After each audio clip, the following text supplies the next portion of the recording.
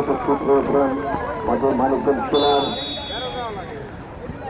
জেলা বিএনপির সাবেক মানিকগঞ্জ জেলা বিএনপির আহ্বায়ক কমিটির একজন সদস্য শিবলা দৌলতপুরের ঘনমনসের নেতা জনাব জিন্না কবির ভাইয়ের চমৎকার কথা শুনলাম। বাইরে সৃজনশীল ব্যক্তিত্বের মতো তিনি বক্তব্য শুনলাম। আমার কাছে মঞ্চযুদ্ধের মতো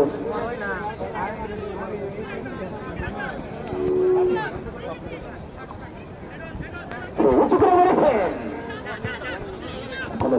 সীমানায়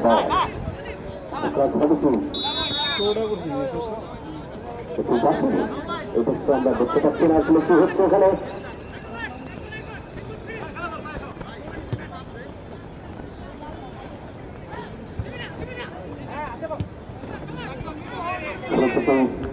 আমরা দেখতে পাচ্ছি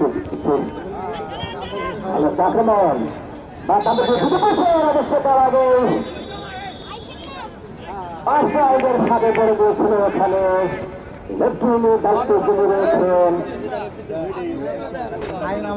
অর্থাৎ অফসাইড শুরুতেই কিছুটা প্রেসার ক্রিয়েট করে চলেছে, কিন্তু ফুটবল একাডেমি কোচটা তার গোলরক্ষক হিসাবে রয়েছে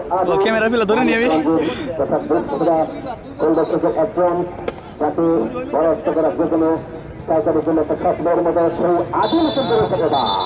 এবার আবার করে ফিরে যাচ্ছে একেবারে কি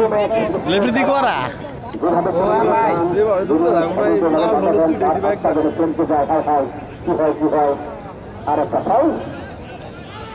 সাগরকান্দি নবজাত মিলন সমিতি ফুটবল একাদশ পাবনা ফুটবল নির্বাচক আপনারা করছেন শহীদ জিয়া ফুটবল টুর্নামেন্ট 2025-এর উদ্বোধনী ম্যাচ সাগরকান্দি নবজাত মিলন সমিতি ফুটবল একাদশ পাবনা বনাম ফুটবল একাডেমি করছেন মানিকগঞ্জ।